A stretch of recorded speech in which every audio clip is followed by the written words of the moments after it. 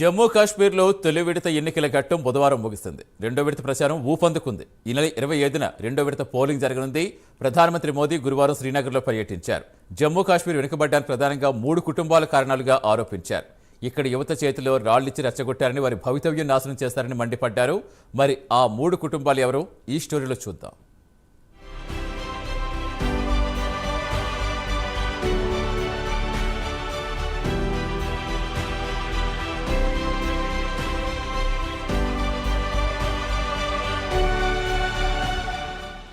జమ్మూ కశ్మీర్ శాసనసభకు ప్రస్తుతం ఎన్నికలు జరుగుతున్నాయి.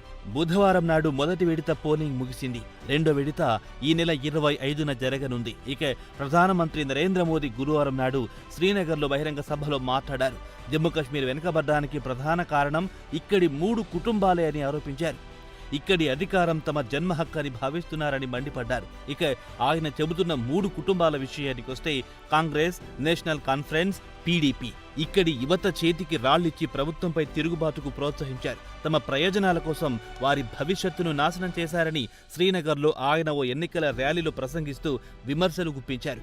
ఈ 3 కుటుంబాలు ఇక్కడి యువత భవిష్యత్తును నాశనం చేయకుండా తాను చూస్తానని మోదీ హామీ ఇచ్చారు.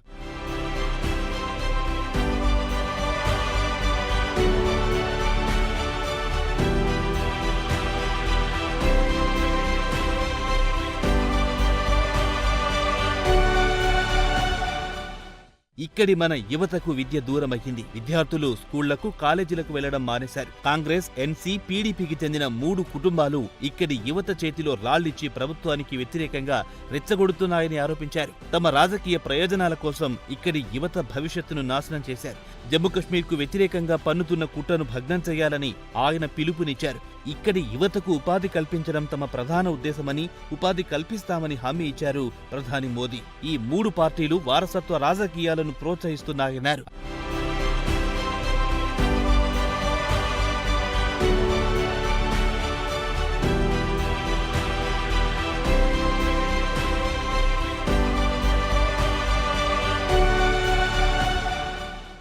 రాబోయే తరం భవిష్యత్తు నాశనం కారాదనేది తమ ప్రధాన ఉద్దేశమన్నారు మోదీ. అందుకే తానిక్కడ శాంతి పునరుద్ధరించడానికి ఎనలేని కృషి చేస్తున్నానని వివరించారు.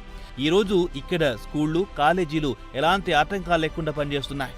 ఇక్కడి పిల్లల చేతుల్లో పెన్లు, పుస్తకాలు, ల్యాప్టాప్లున్నాయి.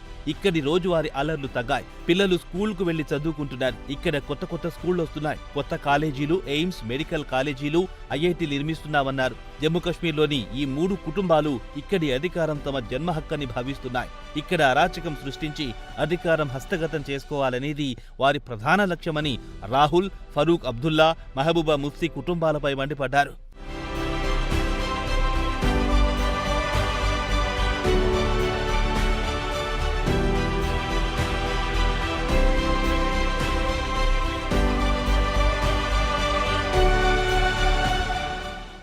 ఈ 3 కుటుంబాల నిర్వాకం వల్ల జమ్మూ కశ్మీర్ ప్రజలు చట్టబద్ధంగా తమకు సంక్రమించాల్సిన హక్కును కోల్పోతున్నారని ఆవేదన వ్యక్తం చేస్తున్నారు. ఇక్కడి ప్రజలకు వీరు కేవలం అరాచకం తప్ప ఏమిచ్చారని ప్రశ్నించారు. అయితే ప్రస్తుతం పరిస్థితులు పూర్తిగా మారిపోయాయి. జమ్మూ కశ్మీర్ ప్రస్తుతం వీరి కబంధ హస్తాల నుంచి విముక్తి పొందింది. ఇక్కడి యువత వీరిని సవాల్ చేసే స్థాయికి ఎదిగారు. ఇప్పటిదాకా ఇక్కడి అభివృద్ధిని అడ్డుకున్న వీరిని యువత ప్రశ్నించడం మొదలెట్టారు. ఈ 3 కుటుంబాల పాలనలో యువత భవిష్యత్తు దెబ్బతిందని మోదీ ఆవేదన వ్యక్తం చేశారు. కేంద్రపాలిత ప్రాంతాల్లో ఉన్న యువత విద్యకు, ఉపాధికి దూరమయ్యిందన్నారు.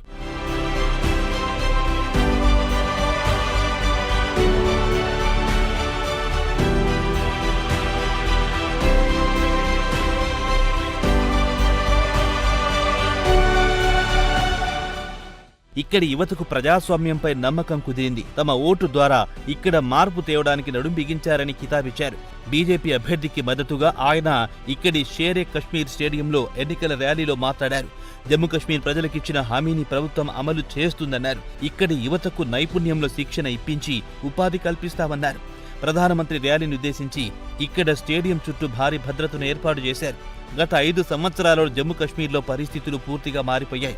యువతకు ప్రజాస్వామ్యం పట్ల నమ్మకం కుదిరిందన్నారు. గతంలో జరిగిన ఎన్నికల గురించి ప్రస్తావించారు. గతంలో ప్రచారం సాయంత్రం 6 గంటలకు నిలిపేయాల్సి వచ్చింది. ఇంటింటికి వెళ్లి ప్రచారం చేసుకోవడం అసాధ్యం. ఇలాంటి పరిణామాలనే కాంగ్రెస్, ఎన్సీ, పీడీపీ ఈ 3 కుటుంబాలు కోరుకుంటున్నాయన్నారు ప్రధాని. ప్రజల హక్కులను ఈ 3 కుటుంబాలు కాలరాసి ఆనందించాయన్నారు మోదీ.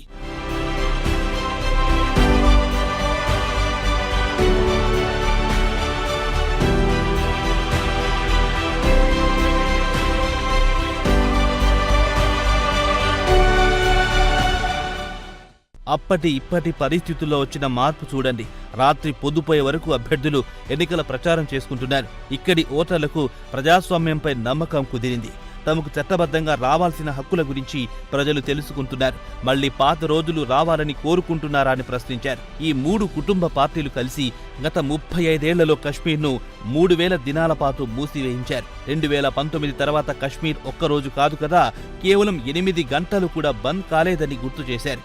మీకు మళ్లీ హర్తాల్ కావాలా అని ప్రశ్నించారు.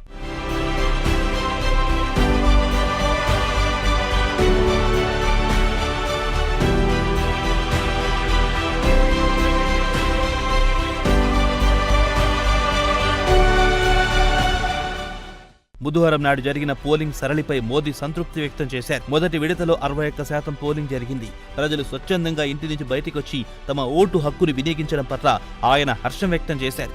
పోలింగ్ శాతం పెరిగితే తమకు అవకాశాలు మెరుగుపడతాయని బీజేపీ భావిస్తోంది.